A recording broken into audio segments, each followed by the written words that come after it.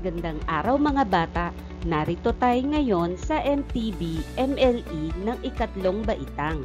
Ang pag-aaralan natin ngayon ay tungkol sa pang-abay na pamaraan. Ika-4 na markahan, ikatlong linggo. Sa pagtatapos ng araling ito, ang mga mag-aaral ay inaasahang nakikilala at nagagamit ang pang-abay na pamaraan sa magkakaibang antas ng paghahambing. Bago tayo tumungo sa ating aralin, magbalik-aral muna tayo. Pagsunod-sunurin ang mga pangyayari gamit ang mga panandang salita na nasa loob ng kahon. Isulat ang wastong pananda para sa bawat bilang sa iyong papel o sa kwaderno. Narito ang inyong mga pagpipilian. Sa huli, pagkatapos, una, pangatlo, pangalawa. Mayroon kayong 1 minuto para ito ay gawin.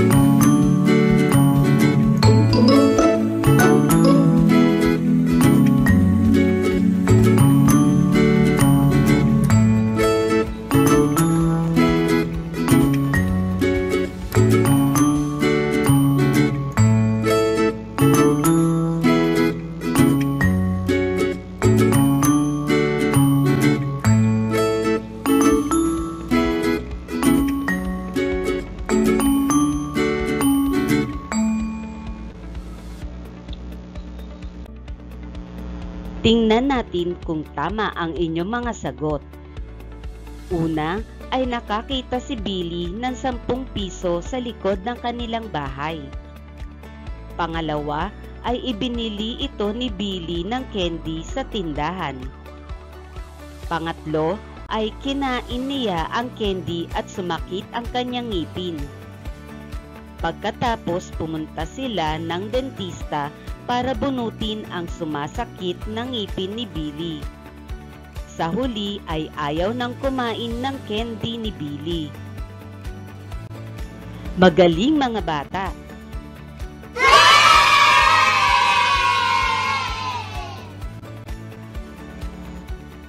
Ano ang pang-abay?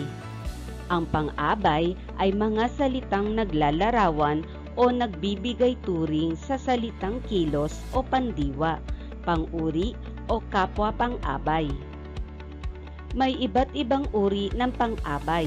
Isa rito ang tinatawag na pang-abay na pamaraan. Bakit tinawag na pang-abay na pamaraan? Ito ay dahil sa salitang paraan na ang ibig sabihin ay tutukuyin lamang ang paraan kung paano ginawa ang kilos at dapat sumasagot ito sa tanong ng paano.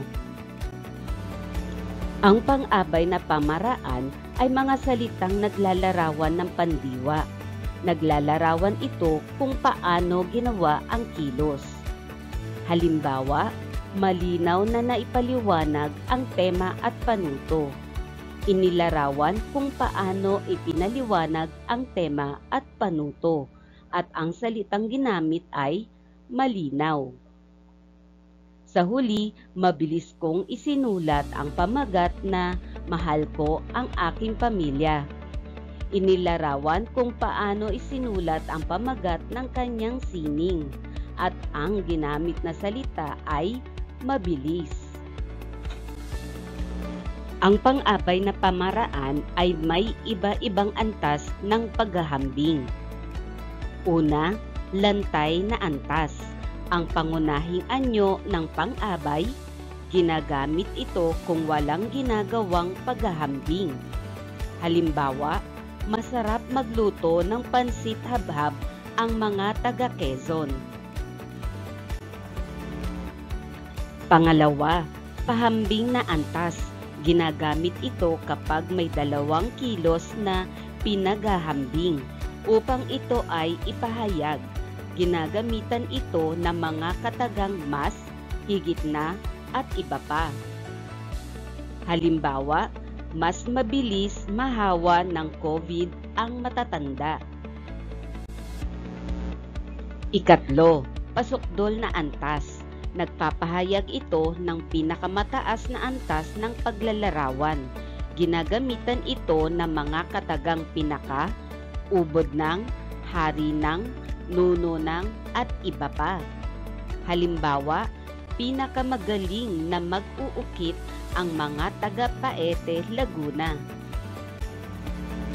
Gawain 1. Sa iyong sagutang papel, lagyan ng check ang bawat pangungusap kung ang mga salita o pariralang may salungguhit ay pang-abay na pamaraan at X naman kung hindi.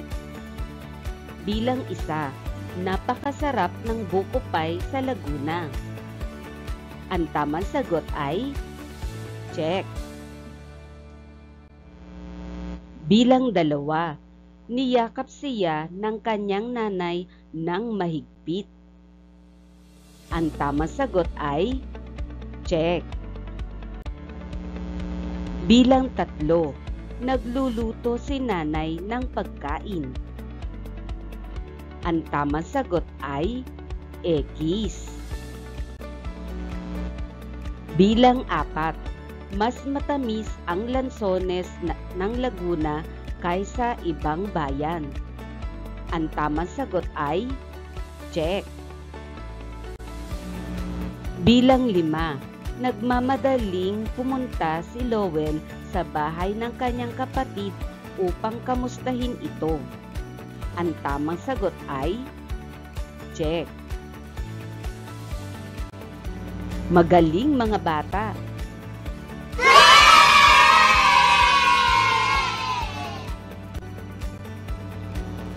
Gawain 2. Basahin ang mga pangungusap na nasa kahon, sagutin ng tamang pang-abay na pamamaraan ang mga tanong sa ibaba. Gawin ito sa iyong sagutang papel. Narito ang inyong mga pagpipilian. A. Napakabilis lumaki ng puno ng mangga malapit sa plaza. B. Buong pusong nakikipaglaban ang mga doktor at nurse laban sa COVID. C. Masayang nagluto ng tanghalian ang nanay. D. Tuloy-tuloy na bumuhos ang ulan sa aming lugar. E.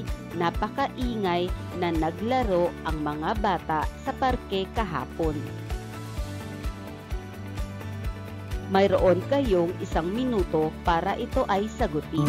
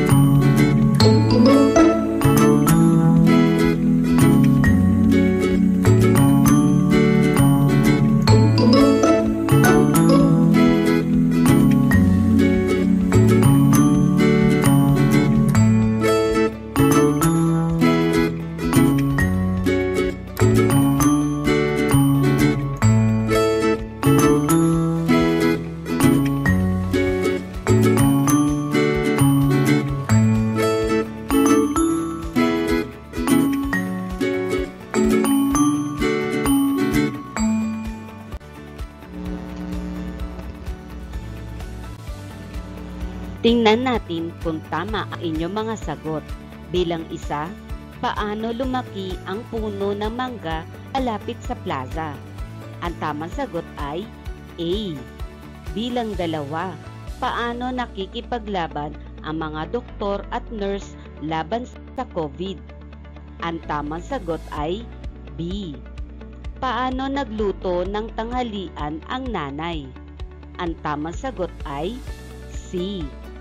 Paano bumuhos ang ulan sa kanilang lugar? Ang tamang sagot ay D. Ika-5, Paano naglaro ang mga bata sa parke?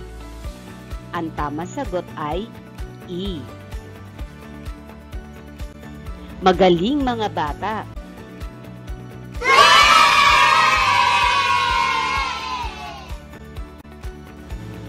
Gawain 3.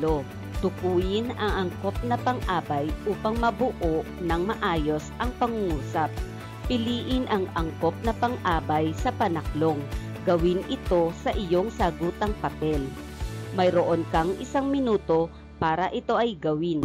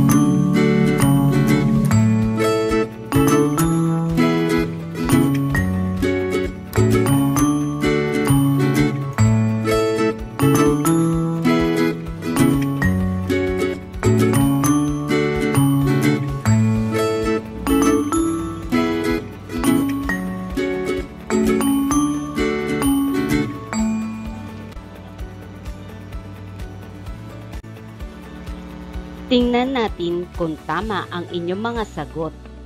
Bilang 1, kailangang magsagot ni Pia ng module kaya gumising siya ng maaga ngayong araw na ito. Bilang 2, ang mga mag-aaral ay mas mabilis magsumite ng kanilang proyekto kaysa nakaraang taon. Bilang 3, pinakamabagal magsipilyo si John sa lahat ng kanyang mga pinsan. Bilang 4, si Allen ay malakas na tumawa sa biro ng kanyang kapatid. Bilang 5, kami ay masiglang pupunta sa parke. Magaling mga bata!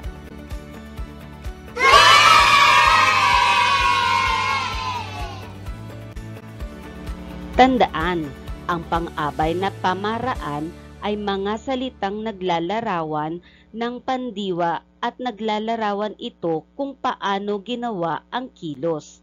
Ang pang-abay na pamaraan ay may 3 antas.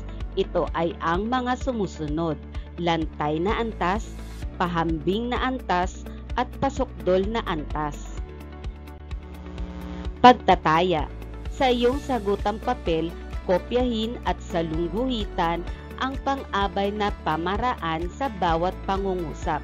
Tukuyin kung ito ay nasa antas na lantay, pahambing o pasukdol. Halimbawa, mas mabilis akong magsagot ng mga gawain sa module kaysa sa aking kapatid.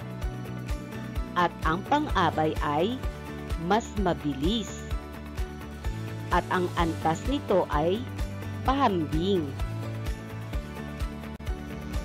Bilang 1, ayon sa aking lolo, mas pinipiling puntahan ang Mount Banahaw ng mga nais mapalalim ang pananampalataya kaysa sa ibang bundok ng Calabarzon.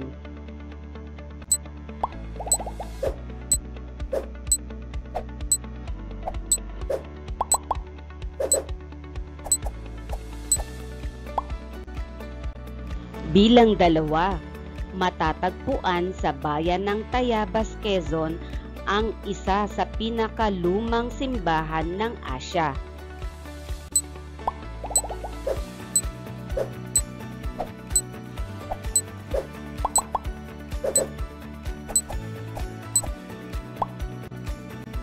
Bilang 3, madaling mahanap ang bahay ng ating pambansang bayani na si Jose Rizal sa bayan ng Calamba.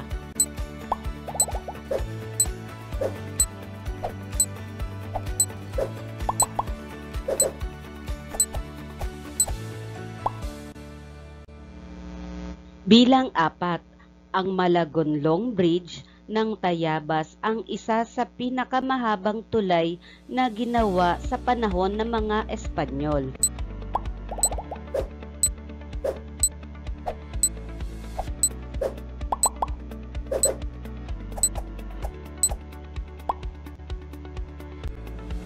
Panglima, maayos na nilalagyan ng mga dekorasyon ang mga bahay ng Tagalukban tuwing Pahiyas Festival.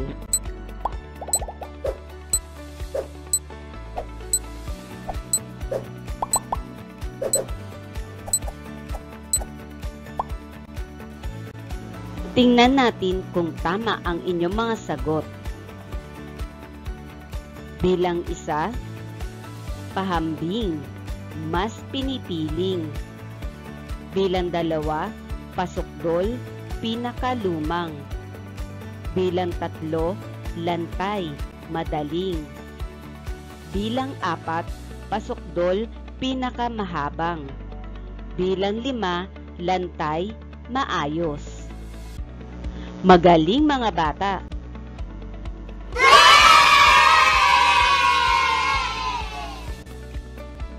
Maraming salamat mga bata. Hanggang sa muli!